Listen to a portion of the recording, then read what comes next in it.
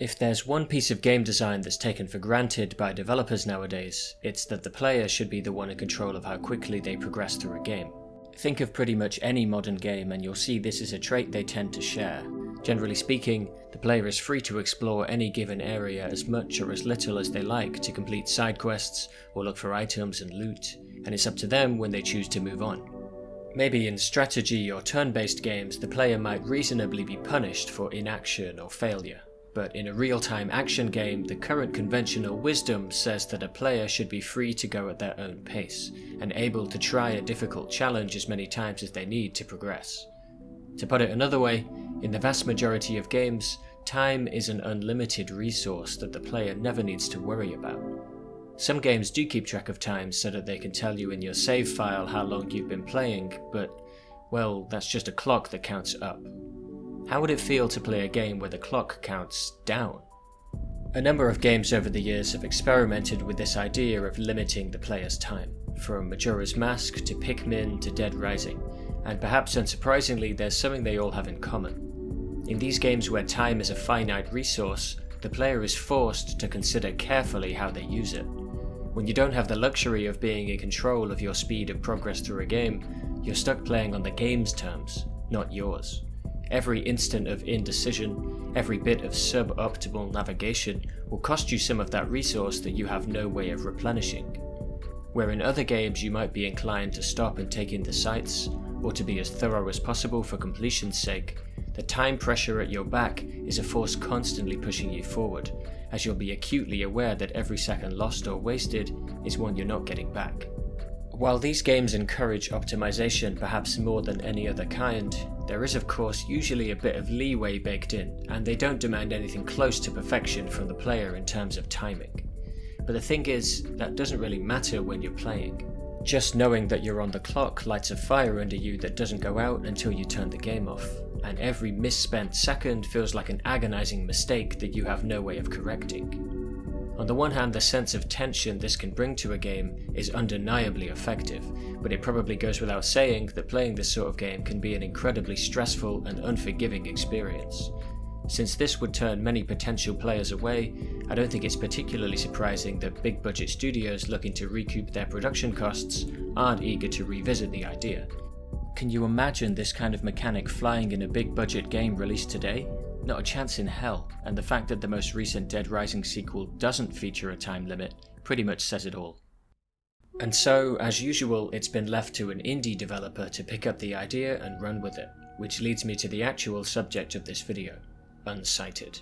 If you watched some gameplay of Unsighted without any context, you'd be forgiven for thinking it was nothing you hadn't seen before. And in many ways it's a classic, even typical example of a Metroidvania-inspired game, though I'd argue the Zelda influence is more pronounced.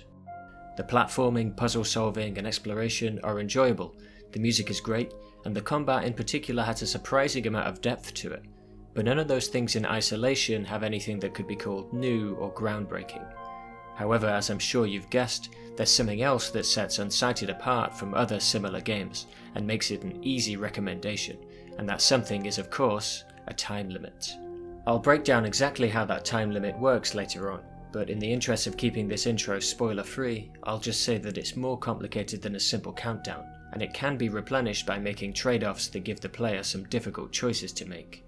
What really turns Unsighted into a unique experience is that the time limit reaches out to affect every part of the game, and will dictate almost every decision you make regarding combat, upgrades, resources and exploration on both long and short timescales.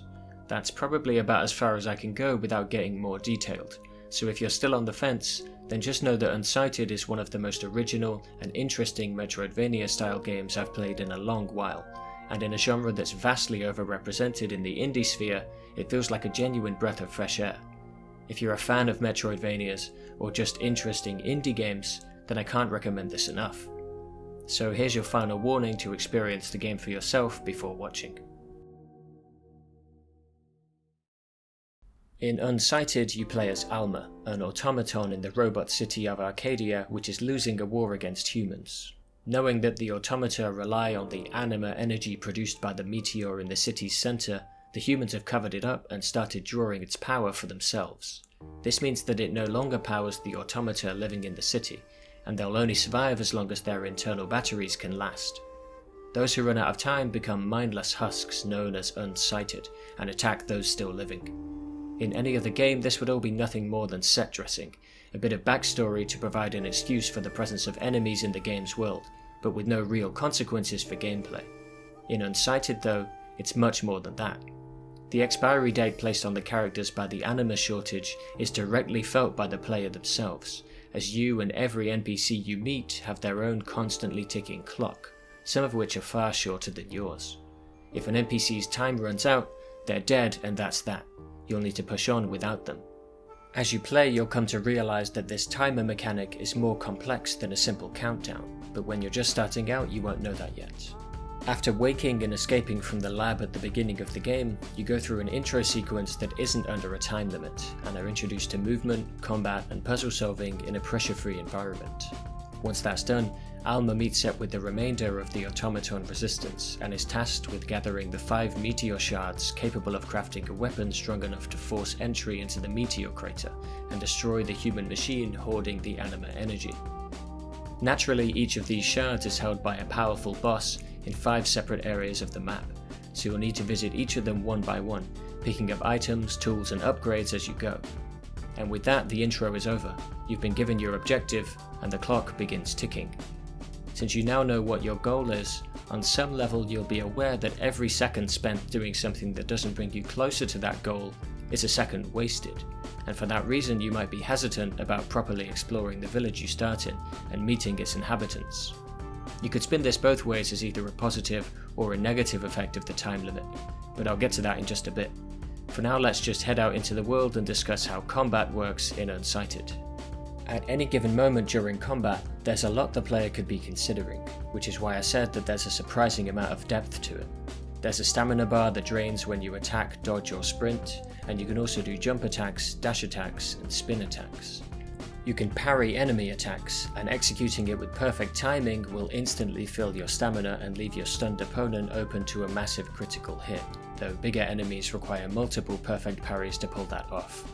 You have a healing syringe that instantly fills your health bar, and you need to recharge that syringe by damaging enemies. There's also a combo bar that increases on successful attacks and parries, and decreases when you take a hit. It causes you to deal extra damage as it fills up, and it also makes your health syringe recharge more quickly, so playing flawlessly is encouraged and rewarded. There are 2 melee weapon types, blades and axes, with different trade-offs for speed, damage and stamina cost, as well as various elemental flavors they can come in. There are a bunch of ranged weapons and a timing-based reload mechanic that encourages you to be careful with your shots. Some ranged weapons are used primarily for puzzle solving or navigation, but they usually have utility in combat and can be used to keep a combo going as well. The hook shot can pull enemies closer, and the ice grenades can freeze them, for example. You can have 2 weapons equipped at once, and can quickly swap between 3 loadouts to cut down on menu usage, which is vastly appreciated. And still there's more. There's a respectable variety of chips that can be equipped at checkpoints, not unlike the charms from Hollow Knight, with various effects that can often be combined for powerful synergies. And on top of all that, there are temporary buffs you can craft and apply for things like extra damage or stamina regen, or even a single-use revive. And finally, just for the sake of covering everything, there are dogs you can rescue and lead around as companions who damage enemies for you, but they need to be regularly fed, and you need to waste a few hours letting them nap every now and then. So you can probably already see that there's a lot going on here. There are enough options and factors to consider that the player has a lot of freedom in how they choose to fight. You're going to hear me say this a lot in this video, but what makes this combat system so compelling is that it involves making interesting choices and trade-offs as you play. Equipping a chip for extra health means you don't have room to equip the chip for extra damage, so you need to make a calculated decision on what to use and what to leave behind. Using the last of your stamina bar to pull off another attack will deal more damage, but leave you without the energy to dodge away if your opponent counters with an attack of their own. But if your last hit can kill them, it might not matter, and in a fight against multiple enemies you need to thin their numbers as quickly as you can, so should you take the risk? Questions like these will constantly be coming and going through your mind during combat in Unsighted, and I never found myself bored and slashing away mindlessly. As with everything else in Unsighted, time is the axis that all of these questions revolve around, and the game's time limit will naturally incentivize you to pick strategies and loadouts that get you through combat as quickly as possible. My preferred tactic was to equip chips that made my combo bar fill faster and increase the combo limit from 2 to 3 times, then play aggressively to burst down smaller enemies, filling my combo bar and increasing my damage potential for the larger enemies. When my combo meter was at a respectable level, I could often parry larger enemies and take them out in a single hit, and if I managed to avoid mistakes and kept that combo bar full, I could deal with most encounters, and even most bosses, extremely quickly. I might go as far as to say that the parry is a little bit too powerful, especially when combined with a full combo meter, but since that full meter comes as a result of playing optimally, I think it just about works as a fair reward. Across my multiple playthroughs of Unsighted, I tended towards a very similar playstyle every time, because it seemed to me to be the fastest and most efficient way to fight, and in this way I think the time limit can discourage experimentation in combat. Once you've had some practice and got comfortable with a certain playstyle or loadout, it can feel like the time investment necessary to try something new wouldn't be worth it, and this is doubly true if you've not only invested time, but also resources into upgrading a starting weapon. I found myself ignoring the vast majority of new options given to me throughout the game, instead relying on chips to maximize my combo potential and parries to deal massive damage. There's one more part of the combat in Unsighted that's worth bringing up here, and that's what happens when you fail. If you lose all your health, you're sent back to the most recent checkpoint you used, but you don't get any time back. This essentially means that your penalty for dying is that you lose however much time it takes for you to get back to the spot where you died, and in this way the player has some control over the size of that penalty, and can minimize it through skillful play or knowledge of the map or dungeon layout. Even with that being the case, the fact that dying in Unsighted will always cause you to lose some time from a finite pool means that inevitably there will be some players who find certain sections too tricky, and have to spend a long time trying them, and then lose out on the rest of the game because they were too slow and ran out of time. This is where Unsighted flies in the face of conventional game design wisdom that a player should be allowed to have as many tries as they like, and it's probably going to be the biggest sticking point for those skeptical of the game's time limit. By its very nature, it means that not every player will be able to make it to the end before time is up, and I imagine that getting halfway through a game and then being told you can't play the rest because you were too slow is probably a frustrating experience. This is also probably why Unsighted cheats a little bit right at the end, and pauses your timer when you're in the final dungeon. The timers for other NPCs continue to tick down, so the sense of tension isn't completely gone, which I guess is a fair compromise.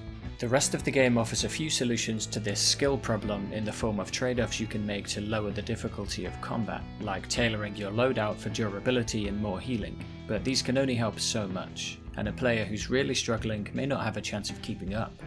What I find really interesting about this is that in this way the time limit creates a kind of skill flaw in Unsighted, and if you're not good enough to beat the game within the maximum time limit allocated by the devs, then you're out of luck. Excluding a section of your potential player base on the basis of skill level is a totally valid and even respectable artistic decision, but it's definitely a questionable business decision, and again I think it's no wonder that time limiting mechanics don't find their way into mainstream games. For those players turned off by the timer, a difficulty option is selectable at the beginning that removes the timer completely. But since this removes what is by far the most interesting thing about the game, I obviously don't recommend it for a first playthrough. From all I've discussed so far, I'm sure you can see just how much the timer influences every decision you make in Unsighted, and nowhere is that truer than in the game's exploration. Let's start with the dungeons, because their closed structure makes for a simpler introduction than the outside world between them. Once you get into the cave entrance of the first one, you may be able to see why I said earlier that Unsighted's Zelda influence is more pronounced than that of Metroid. Each of the 5 meteor shards is in an area that functions more or less as a self-contained dungeon, with an item or ability you get halfway through that opens up new paths and allows you to reach the boss at the end. That's selling these dungeons short though, because each of them has not 1 but 2 twists to it, which really goes a long way to making them more memorable and interesting.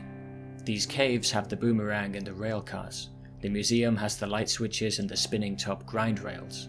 The aquarium has ice grenades and block puzzles. The highways have these familiar looking 2-color pillars and the hookshot, and the factory has the mech walker and the double hookshot. Many obstacles can be passed using more than 1 item, like these stone blocks that can either be broken with the spinner or with ice grenades.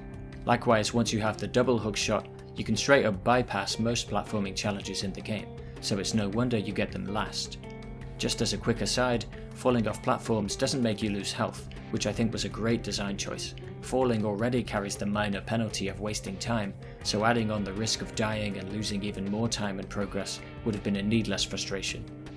Once you've acquired the spinner, you'll quickly realise that it's the fastest way to move, which grants it some additional utility when you want to save time while moving, which is always. It can also be used to skip across water, which the game never tells you, and I had no idea until I saw it in a speedrun later. All of this makes these dungeons genuinely engaging to explore, and there are plenty of navigational puzzles that will challenge you across the game. In the museum, for instance, switching the lights on or off will make certain blocks appear or disappear. You need the lights to be off in order to get through this side room, but turning them off at the switch will also block your way into the side room. The solution is to turn off the lights, drop down to a lower level by jumping down a hole, then take the lift back up to place yourself on the other side of that block. While it's true that this trick of flipping a switch that ostensibly blocks a path and then finding an alternative route around the obstacle is used quite a bit in Unsighted, it doesn't outstay its welcome because it usually revolves around a different twist each time. One of my favourite examples of this kind of spatial reasoning challenge is from a secret hidden area at the end of the game. Upon discovering the entrance to the crypt, you have to insert your corrupted weapon, almost certainly your most powerful, into the plinth to unlock the door. Once inside, you can explore most of the area, but will be blocked by obstacles that you need that corrupted weapon to destroy. Eventually you'll discover a rear entrance to the crypt, which was hidden in plain sight all along, and you have to realise that you can go back to the main entrance, retrieve your corrupted weapon, then get back into the crypt via the rear entrance to destroy those obstacles that you couldn't before, and find the boss of the area. Now, if you finished Unsighted yourself, then you might be saying, "What? There's a secret area at the end of the game?" And after my first playthrough I would have said the same thing. I had no idea the crypt existed until I did a second playthrough with the timer disabled to explore everything at my own pace. And the reason for that is simple. The time limit in Unsighted discourages you from exploring off the critical path. On the face of it, that sounds like a bad thing, and sometimes it is, but it can also lead to some very interesting decisions for the player to make, particularly at the end of the game. Since you have a map that's always accessible and always shows you which direction you should be going, diverting from that path to explore, complete side quests or talk to NPCs really is a choice that you have to make. And because it costs you something irreplaceable, it's a meaningful choice you won't make lightly. This is perhaps the most compelling element that the timer brings to Unsighted, and it's what really turns the game into a rare experience. When straying from the main path in your standard Metroidvania-inspired game, the only question the player really needs to ask themselves is usually inconsequential. Which order do I want to explore this game's areas in? In Unsighted, the question that will continuously be in the back of your mind is, do I have the time to be doing this? And again, this has its pros and cons. When you first leave the village, you know which way leads to the first meteor shard, but have a few other possible paths to take. If you do choose to explore one of these alternative paths, sooner or later you'll come up against an obstacle you don't have the tools to pass, and you feel like you wasted valuable time trying to explore things in the wrong order. Thanks to this, you learned very early on to avoid exploration, because you'll want to avoid wasting time like that again. I definitely think it was a good design decision to have the shard locations always visible on the map, because otherwise it would have been way too stressful to frantically explore every path until you randomly stumbled into the correct one. But the lesser emphasis on exploration is a side effect that's impossible to ignore. It's a problem that wouldn't usually exist in a standard Metroidvania game.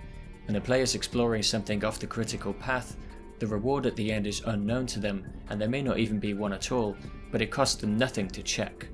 In fact, I know that many players, myself included, will deliberately avoid going the right way in most games for as long as possible, just to make sure they've explored or picked up every optional thing along the way.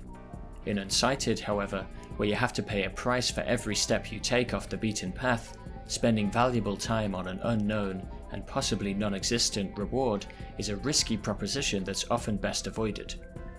When the choice is between the critical path and a known reward, however, well, now we're looking at a compelling gameplay decision. Here's a great example from the end of Unsighted. Once you've gathered all 5 shards and forged your corrupted weapon, your map populates with markers to show you where these shadow creatures are, and your new weapon will get stronger for each one you kill. In a game without a time limit, the logical thing to do here would be to kill every creature to make your weapon as strong as possible before the final boss. There wouldn't really be a choice to make. In Unsighted, however, the player is forced to make a calculated trade-off. How much time can they spare for improving their weapon? Sadly, most exploration done by the player in Unsighted doesn't work like this. When choosing between a known result, progressing the game, and an unknown reward at the end of an optional path, a calculated trade-off isn't possible. And in a game all about using resources carefully, it doesn't make sense to waste time exploring completely optional areas of the map, which is why it's so easy to miss the secret area that becomes accessible at the end of the game. Thankfully, the critical path itself has a few optional chests and rewards along it that are plainly visible and usually don't take too long to get, and it's far easier to justify taking a minute to reach them. In typical fashion for the genre, there are a handful of chests that require you to come back with an upgrade acquired later, and I'm not really a fan of these because of the higher time investment involved in going out of your way to come back and reach them later. Most chests, however, can be reached and opened on your first pass through an area, with whatever upgrades or tools you've acquired so far, and generally speaking, it's usually worth it to do so. Chests often contain chips and cogs that can give you more options in combat, but probably the most valuable loot you can get from them is meteor dust, which you'll soon realize is one of the most precious resources in the game. You see, while time is still a strictly limited resource in Unsighted, it is possible to get more of it. You can buy yourself and other characters more time, but this can't be done indefinitely because it always comes at the cost of some other finite resource. This is key because it means that there is no obvious dominant strategy, and you're always forced to make trade-offs and compromises. Even resources that technically exist in the game in infinite amounts, like currency and crafting materials, are still finite because killing enemies to get them takes time, and time is limited. For an example of what can happen in a game where resources are not finite, look at Citizen Sleeper, where the majority of the game is played under looming time and resource constraints that force you to consider your choices carefully.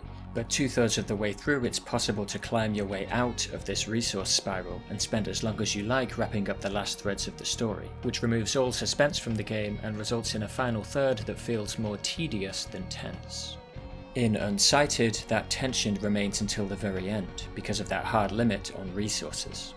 So let's take a look at how meteor dust works. By giving it to an NPC, or using it on yourself, you can grant that character an additional 24 hours of life. Since most NPCs act as merchants that have some kind of potential value to you, there's a gameplay reason why you would want to keep them alive, or even why you might want to prioritize keeping some alive over others. Which is a really engrossing idea in theory, but in practice I finished the whole game without needing to buy anything from most of them, and it was only the weapon upgrade robot that I've returned to multiple times.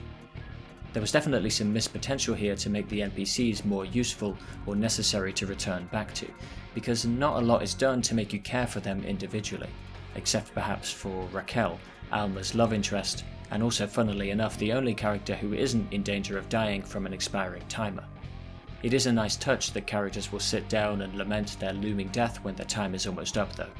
In my first playthrough I went out of my way to make sure nobody died, and in order to make that happen I had to give out a few units of meteor dust to some NPCs that were close to death, which led me to the uncomfortable realization that the more characters I tried to keep alive in this dust-dependent limbo of constantly being 24 hours from death, the more units of meteor dust it would cost me per cycle, as more characters' timers ticked down into the limbo zone.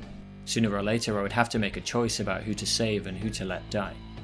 I finished the game before I had to make a difficult choice like that, and at the risk of sounding like a sadist, I kind of wish the game had been a little less forgiving and forced me to make that call.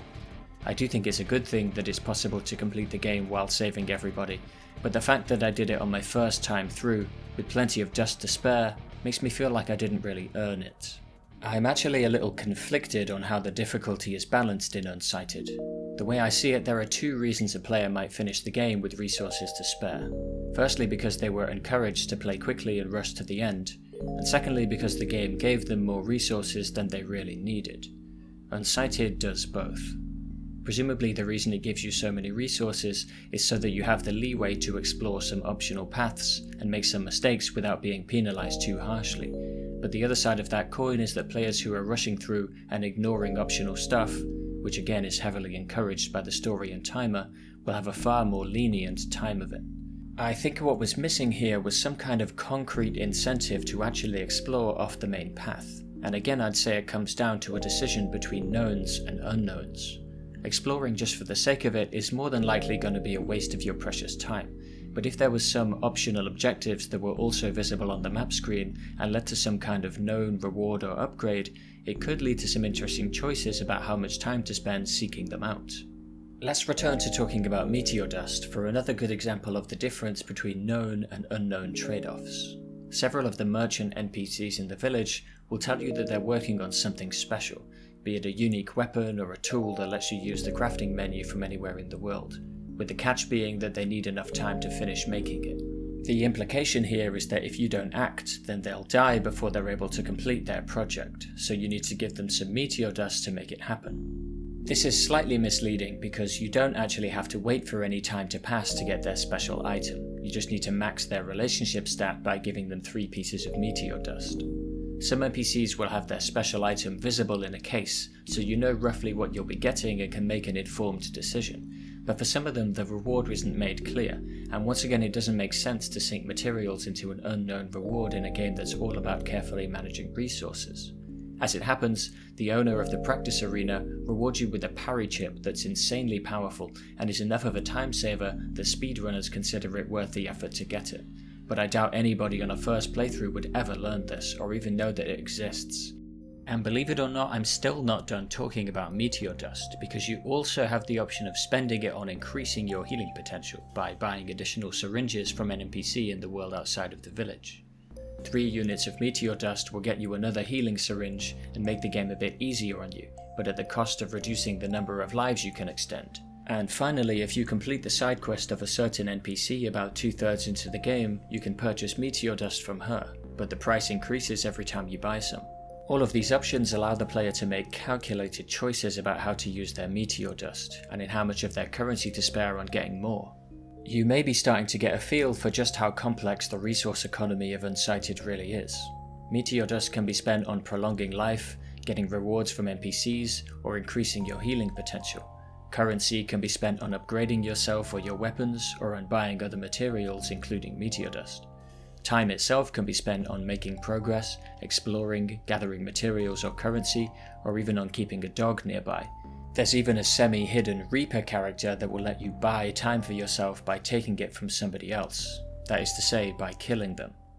I just want to point out again that the reason this resource economy is able to stay so complex right up until the end of the game is because there's a finite limit on all of it. You simply do not have the resources or the time to do it all, so the choices you make are truly meaningful. When it comes to meteor dust, for example, you have to ask yourself whether you want the extra healing capacity, the NPC rewards, or to keep your most used merchants alive. Unlike many games in the genre, the currency of Unsighted remains useful and worth collecting right up until the end. Even if that's only because the time limit pushes you to reach the ending well before you've bought every possible upgrade, I think the point still stands.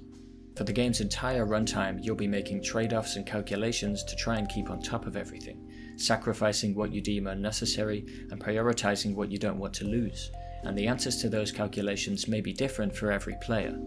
Just as promised, you've probably noticed that the word trade-off appears a lot in this video, and I have a good reason for that.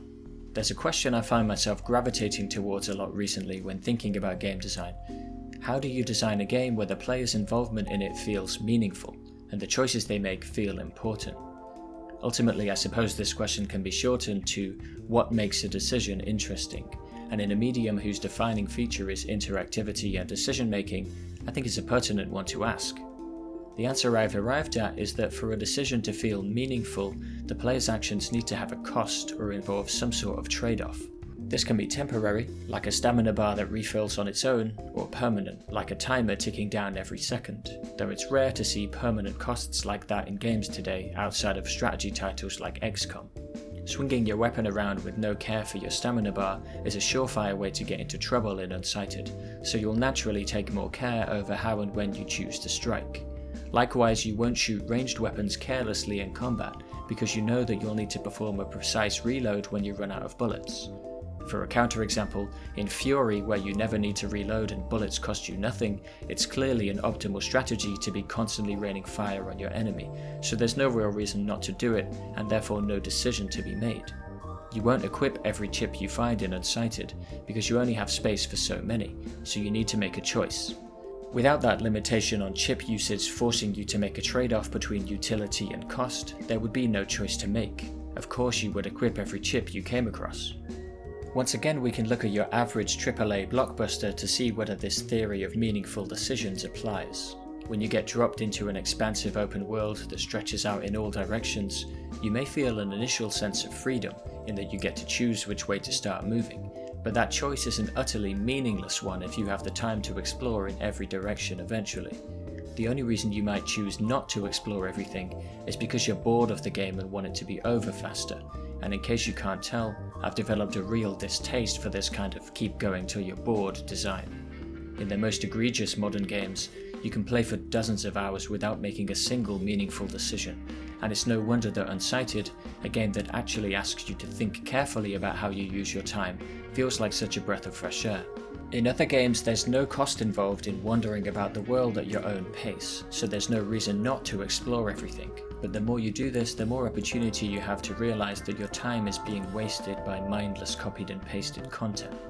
Would Elden Ring be a better game if FromSoft had just stuck a time limit on top of it? Of course not, but I can't help but notice that by forcing the player to really think seriously about how they spend their time, Unsighted hits on something that's sorely missing from these bigger budget games. A sense of urgency, some genuine stakes for the player, and the feeling that what they do actually matters. And crucially, not only are there stakes in Unsighted, there are real consequences to failure, and you'll have to keep pushing through those failures to see the ending. You don't get an unlimited amount of retries. When you make a mistake, it actually has consequences. I'm getting dangerously close to making another video where I spend too long complaining about the current state of AAA games, so I think that's my cue to try and wrap this up with the most interesting conclusion that can be drawn from Unsighted. Here's a question to lead me in. Have you ever been playing an RPG and reached a new town or settlement only to heave a heavy sigh because you know that you now have to go through the chore of entering every single house and talking to every single person? In real life, this would obviously be the behavior of the deranged, but in an RPG it makes perfect sense, and in fact it's pretty much the optimal way to play. Every NPC could potentially be the start of a side quest, or give you some item or consumable, or even God forbid progress the main quest. So if you don't want to miss out, you have to speak to all of them just in case, even though it's incredibly boring and mostly a waste of time. For a modern example, in The Witcher 3 I couldn't help myself from looting every single smuggler's cache, even when I knew they'd all be full of useless junk that I would end up selling for pennies. But once again, because it's technically the optimal way to play to make sure you don't miss anything and get as much money as possible, I did it even though it was incredibly boring. There are lots of problems with this, but the one relevant for my point here is this. The game incentivizes boring play by giving you more resources if you play that way. If there was some kind of cost to my hoarding, then it would give me a good reason to ignore these containers, which I'm sure were never intended to take up so much of my time. Again, I'm not saying this would automatically improve the game, but if The Witcher 3 did have some kind of time limit, then I'm sure I would think twice about wasting my time gathering random bits of crap. And that leads me to the lesson from Unsighted that I think has the most relevance for games today. When I began writing this script, I was originally planning to say that Unsighted is a game that encourages you to approach it like a speedrunner, but on reflection I'm not quite sure that's true. Anybody attempting a serious speedrun of a game will already have the entire route and strategy for the run mapped out in their head, and is mostly following a predefined plan while reacting to whichever bits of the run are dependent on RNG. A first-time playthrough of Unsighted, on the other hand, where you're completely in the dark and don't know the limits of the game, is reactive all the way through by design. For the majority of Unsighted, you'll have a big question mark hanging over you as you constantly worry about what's ahead and whether you still have enough time to reach the ending. That sense of urgency and importance is something that's missing from most games, which are increasingly being designed to draw you in and waste your time for as long as possible. By nature of its time limit, when playing Unsighted you won't have time to upgrade every weapon to max, complete every side quest, explore the whole map, or gather every collectible. But it's precisely that fact that makes it a game that respects your time more than most.